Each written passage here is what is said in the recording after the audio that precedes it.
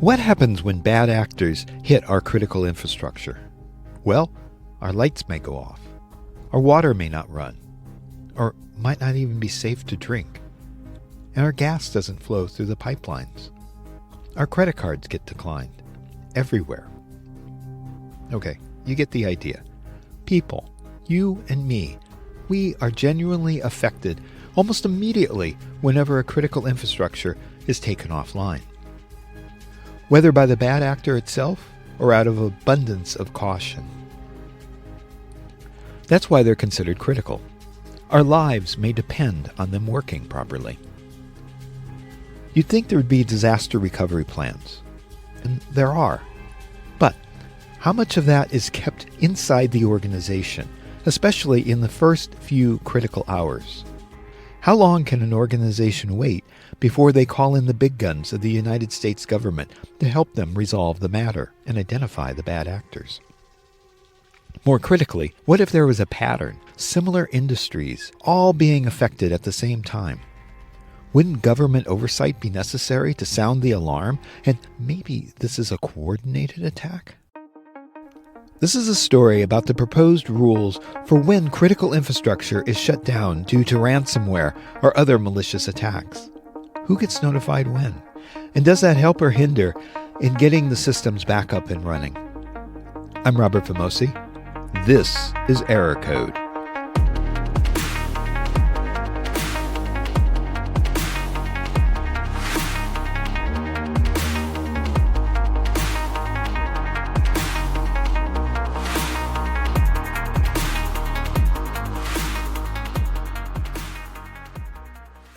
I am Christopher Warner, Senior Security Consultant with GuidePoint Security. Perhaps you recall the name. I first interviewed Chris in episode 26, Securing Railroad OT Systems. Chris, he works for GuidePoint Security. GuidePoint Security is a company that helps organizations all across the critical infrastructure in assessing their security posture and aligning them to the framework that they need to or want to be aligned to.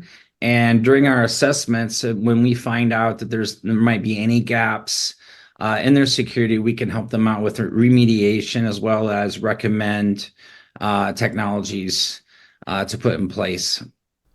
In this episode, we're talking about some reporting requirements for the Cyber Incident Reporting for Critical Infrastructure Act, or CIRCIA. It was proposed by the Cybersecurity and Infrastructure Security Agency, or CISA, in April of 2023. I talked with Chris just before the comment period was closed. CIRCIA requires entities to report to CISA within a certain prescribed time frame any covered cyber incidents, ransom payments made in response to a ransomware attack, and any substantial new or different information discovered related to a previously submitted report. It started out congressional. It actually goes way back. Basically to the Strengthen America Cybersecurity Act. So it's been a few years that this was put out by the current administration. And there's been a lot of efforts in the cybersecurity space, which is actually making me happy since I've been in the space north of 20 years. So it's nice that the government is really starting to pay attention, and not just from the attacks, but how do we actually approach this and what it looks like. So the Strengthen America Cybersecurity Act was the one that was passed in 2022 following the SolarWinds supply chain attack. The bill limits the use and disclosure of reported information. The bill established an interagency council to standardize federal reporting of cybersecurity threats, a task force on ransomware attacks, and a pilot program to identify information systems vulnerable to such attacks. Really, this started being written, and it's around the ransomware attack of the Colonial Pipeline. The Colonial Pipeline ransomware attack on May 7, 2021, shut down the gas pipeline that runs along the east coast of the United States. While the physical pipeline itself was not attacked, the company took down the pipeline as a precautionary measure while it dealt with the ransomware attack on the financial side of the company. So that's really what has been starting this, which there's been a lot of discussions of why is it taken so long from that attack. of why that, where was the turnaround in the legislation? How did we get that organized? And if you can imagine, government trying to look at all 16 critical infrastructure sectors, or in just basic terms, all your business verticals. So, having that, power and energy in one, water and wastewater in one, your communications in one, critical manufacturing, like for food and beverage and so on and so forth. So the Colonial Pipeline feeding the energy that actually keeps our country up and running, very serious. It's very serious. And us in the critical infrastructure space that are focused on operational technology and the associated IT systems making up our industrial control systems that basically maintain these critical infrastructure systems to keep this country going. And we're just seeing more and more attacks. I mean, significant attacks above 100%. In some areas, it's gone up as much as 400% in attacks. So, is this going to help us or hinder us? And I see a lot of demarcation points, well, your organization doesn't qualify, so you don't have to report. Well, that's fine. What about the organization that just is, a few measures over that they do have to report?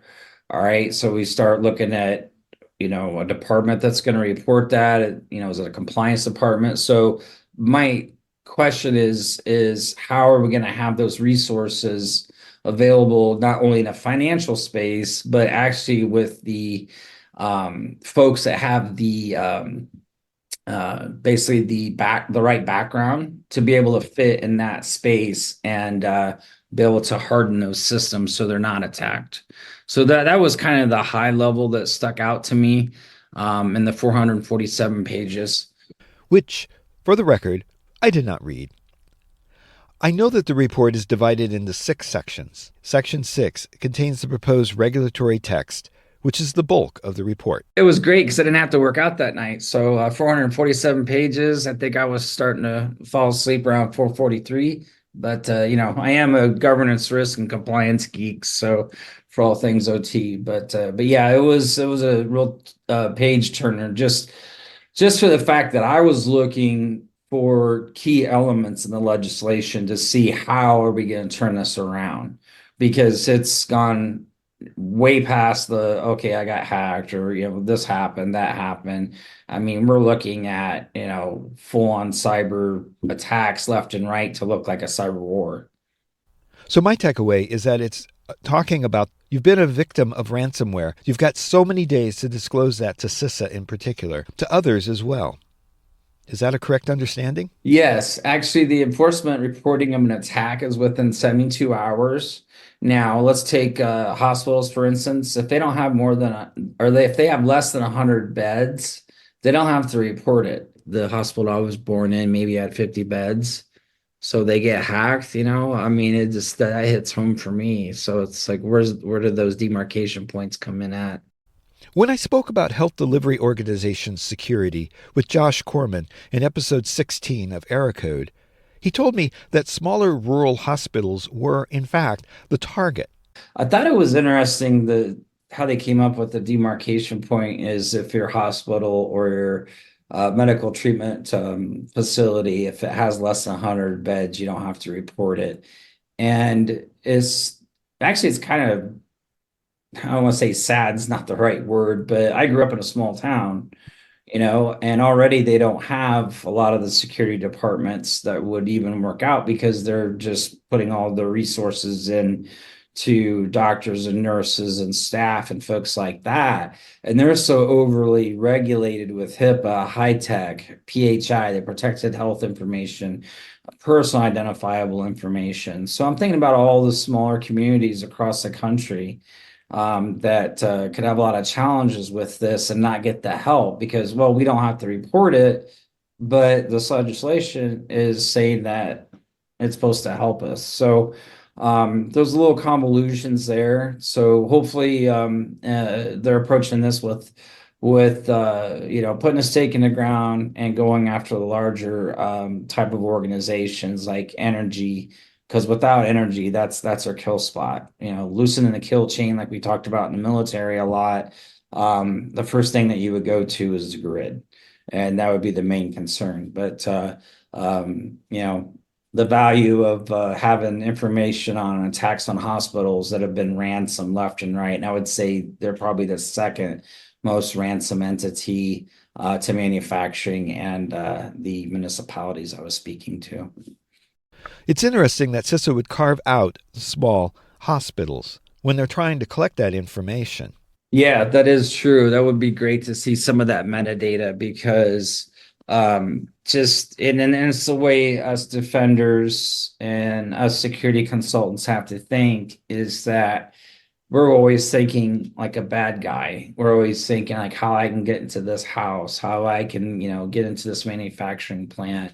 And a lot of experience in doing a lot of social engineering pen testing and how easy it is to get into these plants or even your energy your substations, on your substations, you drive by them every day probably, and they're wide open. Anybody can just walk on there. You don't see too much of presence of technology, at least monitoring those substations. And I believe it wasn't but a year ago that there were physical attacks on those, and only, as a matter of fact, we actually supported some folks in a solution because they had so many substations that were remote that it was really hard to send someone out there. Law enforcement couldn't get out there quick enough. So in this instance, it was technology. First, an assessment done by a professional, and then the technology solution is just to get eyes and ears on those places. So that's one incident on starting with the most critical parts of our infrastructure, but it still leaves so many gaps in the smaller organizations, which I feel make up a lot of these organizations, especially in the medical facilities. And within CIRCIA, there's specific references to ransomware. And then ransomware, you have to report within 24 hours. Now, there's two things that really, really concern me here is that if you have 72 hours to report an incident, that way it's reported up. And the whole reason is so we can have that after action report and learn from these type of attacks to be able to harden the systems. Now, might be putting the cart before the horse a little bit there, like who's going to help, these organizations that are already lacking resources and financial and with human resources that can do these jobs. But over 70% of our nation's critical infrastructure are private organizations. So it's just going to add a lot of stress because they have to adhere to a lot of compliance at the local level, especially the state level. Most organizations are concerned with the fines. So a 72-hour window is a little long, I would think, in cybersecurity. It takes so long to first identify attack, second to report attack. What's the report chain? Hopefully they have those procedures in place, and then have the folks who send that over. Now, if the attack can be contained and you can assure that you have information assurance, I guess it would be the best terminology here. If you have information assurance that validates that your attack that was on your organization can be completely contained, how do we validate that you even reported it? And how do we learn from that? So there's a little bit of a loophole there. If an attack happens, organizations may not report it. Because again, this ties back to them being a private organization, and they could lose reputation damage. It could cause financial damages. Now, I know that hurting our critical infrastructure outweighs pretty much everything because we want to make sure that we protect our critical infrastructure, because otherwise the country can't run just with even one part missing. So that concerns me, not reporting it, being able to contain the attack. 72-hour span. I kind of understand when they came up with that, but I'd like to see it lowered a little bit, at least 8 hours. Now, ransomware, you did ask that as a second part question. Ransomware, I think it's a little tricky because we have the arguments right now going back and forth between federal LEs or law enforcement and these organizations. Do we pay the ransomware? Do we not pay the ransomware? And particularly in the city governments, to get their information back. And a lot of times the organizations may kowtow and just go ahead and pay the ransom and not let anybody know against professional advice not to pay the ransom. Depending on what the situation is, you don't know if you're going to get the information back anyway, and you're fueling more bad actors or you're fueling more criminals to do more ransomware. And we've seen this. This is extremely evident in the manufacturing space. Also in municipalities, smaller towns, water districts, things like that, but mostly in manufacturing, which, where all of our goods come from. And we all can remember the toilet paper crisis that we had. So when a manufacturing and distribution warehouse that uses all this operational technology equipment, if it's ransom and that goes down, then we can't get our food and beverage and other supplies, that folks rely on for day in and day out. So I know that was a lot of words there, but having these report mechanisms, in place are just a little concerning because of the stresses it puts on these private entities. Are there any carve outs for law enforcement? For example, with data breaches, if you're working with law enforcement, you don't have to disclose the privacy aspect to your customers until law enforcement deems it ready to do so. Is there anything like that in the Critical Infrastructure Act? Now, I know a lot of the states are handling the privacy reporting aspect of it. I didn't see anything particularly that would stand out that was different from what we're already seeing. And really, this came about decades ago with GDPR, the General Data Protection Regulation in Europe. But probably one of the most popular ones is California CCPA. We have one here in Nevada as well. So this will tie back to what I initially had spoken about how these organizations are a little bit more concerned with state regulations because they can be fined and it hits the bottom dollar and it's something that happens right away. So the C-suite or your CEOs, CIOs, CSOs, and the board of directors may not be getting the proper information fed to them on the risks that are associated in their critical infrastructure. So this whole purpose of this is to help get that information to the government so they can compile and start working towards mitigating efforts for these organizations. So I didn't really see too much privacy called out in the document because I think it's more so on demarcation points on how big does a company have to be for there to be a reportable incident. So I do see more so put on safety.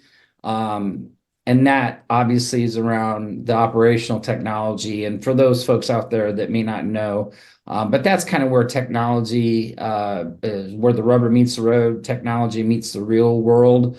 So it's not in IT, it's really, you're not going to kill anybody on a keyboard. You might lock someone out of their ability to get on their phone, like we've seen recently in the communication attacks.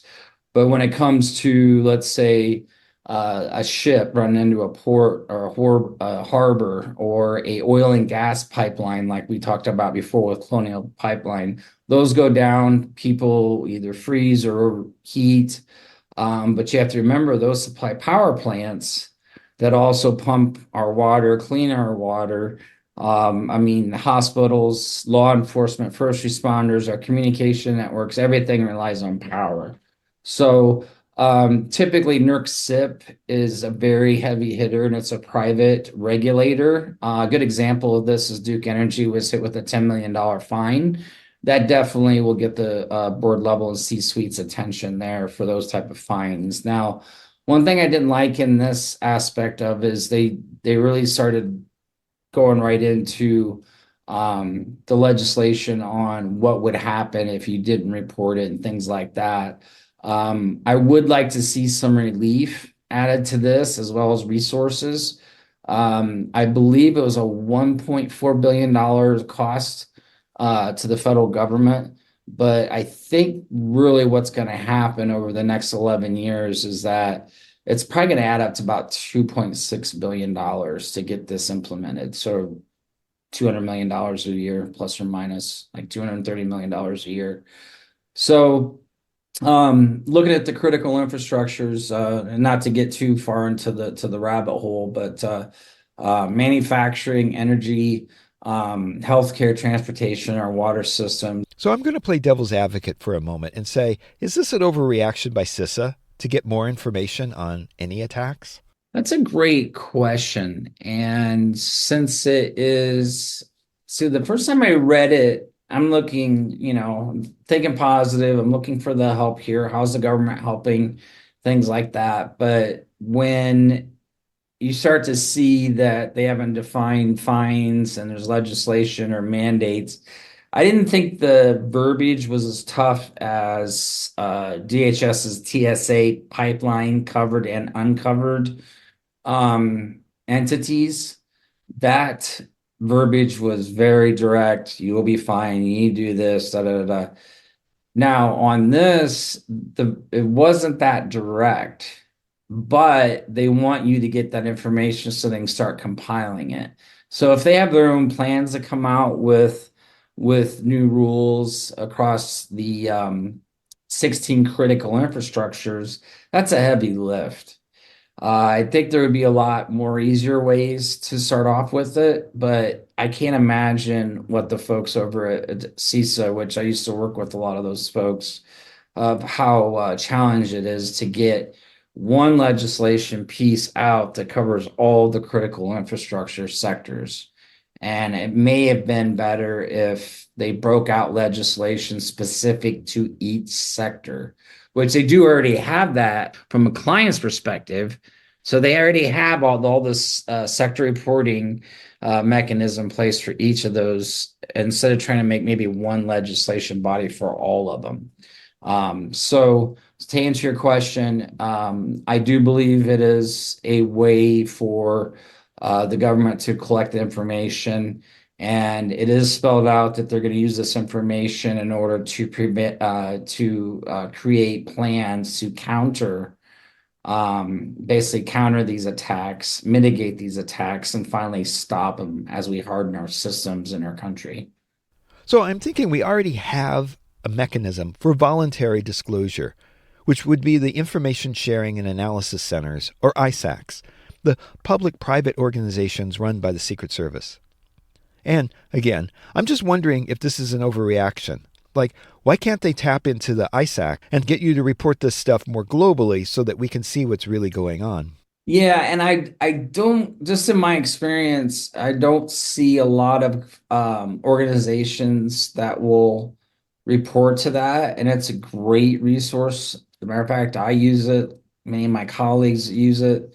But I think in this term, it's more of a forced arm to get to actually get specific information the way that they want it presented. So instead of just saying, "Hey, we got attacked. Here's the situation. Here's the metadata. Here's the configuration patches, and here's our layout of our organization."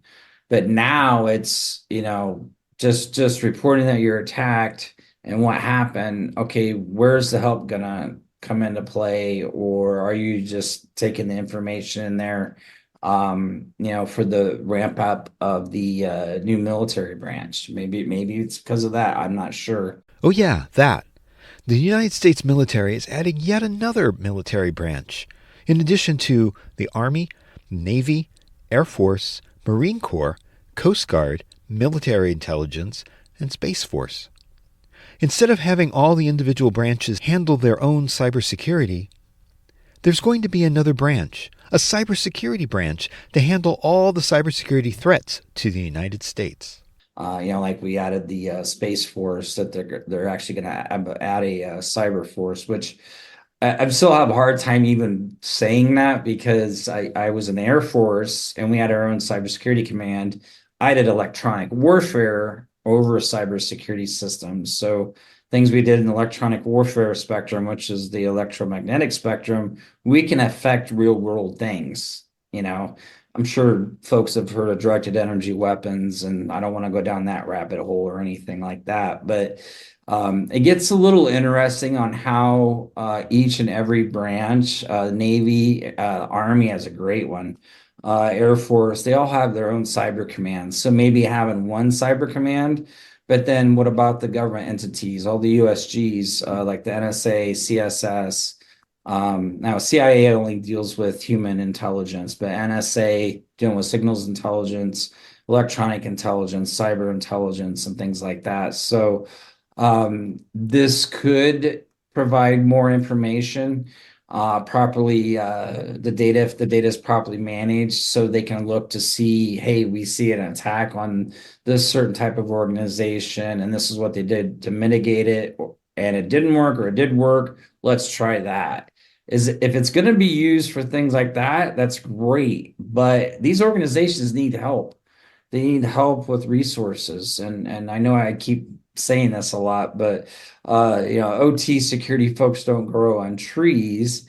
And trying to take an IT security expert and apply those types of security disciplines to OT will be a horrible failure. Horrible failure. You just can't approach it. And it's nothing against the IT security folks. They blow my mind. I mean, they're awesome. They protect our money.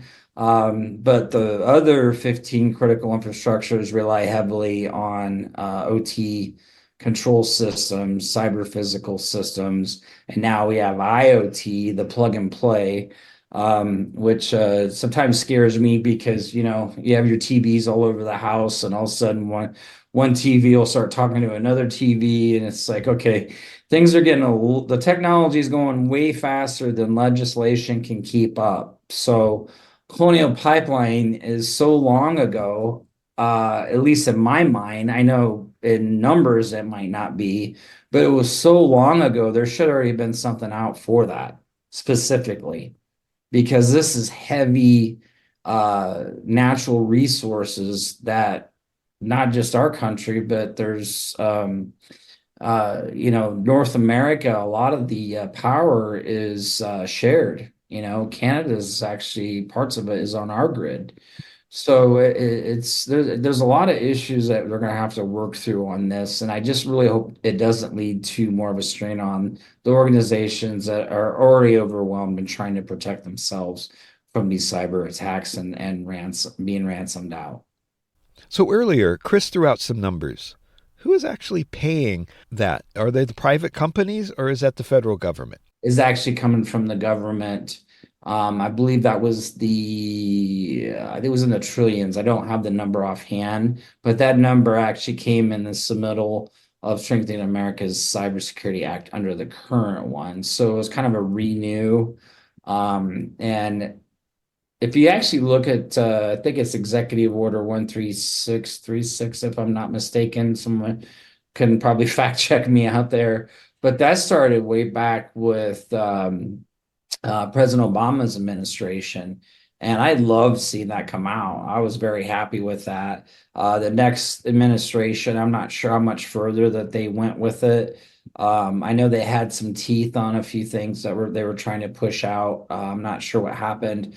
I do see some of the verbiage that they were working on in this, but this being rewritten on attacks that are so old, it just brings, how is all that data how would it be collected? It could be easily flawed, and misconstrued, on them having the proper, and when I say them, the government entity and the legislation branch that's overseeing this and creating these new laws. I just am concerned if they have the proper appreciation of what the 16 critical infrastructure organizations have to go through just to keep their systems running, so we have safe water, so we have food to eat, so we don't run out of toilet paper. I mean, things like that. But now they have to add another compliance requirement are already over everything else they're dealing with. We talked about manufacturing. An OSHA red tag shutdown is in the eyes of the guys more than getting a cyber breach, that in some regards, the guys are with their hands on the shovel or hands on, controls and pneumatics at a power plant, may not be really worried about, who do I call if there's a cyber breach or all of a sudden my machines go down. They may be just calling the help desk because they don't actually have an OT security program on that side of the house. So again, it's going to be putting a lot of stress on the organizations, but I would like to see the sector chiefs, the folks that are in charge of the specific 16 sectors. So let's take critical manufacturing, since we've been talking about that a lot. It just in that sector, if they would have folks take money from this legislation that's approved in order to help these folks out, not just in the reporting, but in the mitigation. So help them fill out the after action report after being attacked. Getting that information properly submitted, having them help them all the way through it, and then come back or suggest the tactics that they can use to prevent future attacks that are similar, and just be apprised of the situation and walk them through it. Because otherwise, what is this legislation doing other than what, basically that you had brought up during the interview here, is that, are they just collecting data for now just to see where we're at? We call those a security assessment. We walk in and we looked at our organization, and then we know where they're at. Having all of them report at the same time, that's going to be quite the challenge for the U.S. government and their resources to ensure that this gets cataloged properly. And then what are they going to do with that information? And then what if that information's hacked on tactics, techniques, and procedures that mitigate these attacks and the information that they're collecting afterwards? So I'm certain, out of the 16 critical infrastructures in the United States, that there's a couple of infrastructures that are least prepared to follow through with such regulations should they become law. Is that true? Are there going to be some that are going to be impacted more than others? Oh yeah, definitely. There'll be a lot more challenges, probably not so much in the financial space, I would say, even though that they have some new rules to follow, like the SEC reporting, things like that. What's really going to play is the heavy, I call them the heavies, the heavy critical infrastructure organizations, like your wet and dry gas. So your wet gas, your gasoline that's basically pumped through miles and miles and miles of pipeline that's gasoline to fill your car up. So that's your wet gas. Dry gas is natural gas going into your house or going in to feed a power plant. A good example, a real world example of that is the folks during Y2K. And yeah, I'm definitely old enough to remember that when everybody wanted to put screensavers and new computers on these OT equipments that fed power plants, and screensaver went on, and basically, long story short, it killed the power plant just because of a screensaver. So these guys are so concentrating on keeping power plants on, keeping water plants working, and things like that. It's just I'm really anxious to see how the complying to this is going to put a strain on these already overstrained organizations. So what about retail, or something that we don't often think of? We're thinking of power, we're thinking of water, we're thinking of health. But what about those others? Well, on retail, one of the main things that they have to worry about is the point of sale system. And that's another private entity like NERC that manages energy. So PCI, payment card industry, security, they pretty much manage that. That's why the government hasn't stepped in and to control actual point of sale processes. So your skimmers, people putting the fake the skimming devices on ATM machines that you should watch out for, and then putting the same devices on the gas pump ones, which I still don't understand the folks that put those cards in those machines out at the pad. It's better to go into the gas station. But anyway, I'm going down a rabbit hole here. But I think some of the different critical infrastructures will have an easier time reporting, and I think probably they'll be the most organized is the financial sector, just because the fact that they're fairly well aligned. They don't have much, if any, OT equipment. It's like they don't have to keep things online. They have hours that they can take down and do patching, and it's pretty straightforward. Your big box stores, there was, boy, this wasn't that long ago either. There's so many attacks to keep up with, that there was a big box store that was hit pretty hard, and but it fell back in the supply chain. It wasn't the actual company itself. It's just that they weren't getting, the supply chain was interrupted, and that was due to a hack in the transportation sector. So one critical infrastructure sector affecting another one. Another one standing by itself, like you said, retail or supplies and your suppliers like that. I just call them big box stores. May feel it from another sector and not particularly itself, unless their credit card machines don't go down. And then that way they just say, well, we take cash.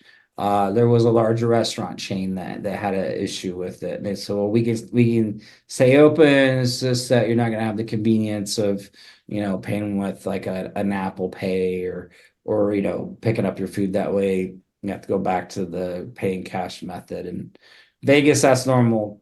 But because cash is just typically used more here than in other cities. But other cities, typically most people using credit cards. So that there is still a huge risk there, but the reporting aspect of it, they will have more folks typically to take care of the compliance of this new regulation. So at the end of this discussion period, there's still another 18 months or so before it becomes law. There'll be some back and forth. The time frame, I can't recall. All they are is waiting for feedback. Particularly, I think it's pipeline railways and airlines. They're waiting for them to finish their thoughts and feedback on that because it was passed in 2022. So it's just one of the things though is this really started, like I was saying, way back. I mean, we're looking almost 10 years ago when they started looking into this. So I think if they're a little bit more transparent with the sector chiefs and understanding on how this is going to work, it'll help push back from the organizations because we're already seeing a lot of pushback just in organizations' posture and how they're reacting to it. And mainly that's from comments, that's not from action. So, hearkening back to some of that earlier legislation, would you say that this has more emphasis on OT or about the same? This has more emphasis on critical infrastructure and then adding OT to it because a lot of folks, may not have the proper appreciation of what the difference is between OT and IT. That's a huge challenge, and I do really like that they have, especially with CISA. And guy I worked with my previous or two gigs ago. He was the assistant deputy director of CISA, and just the overwhelming information that they get in on reporting on critical infrastructure is overwhelming. And so also resources will have to be provided for their staffing.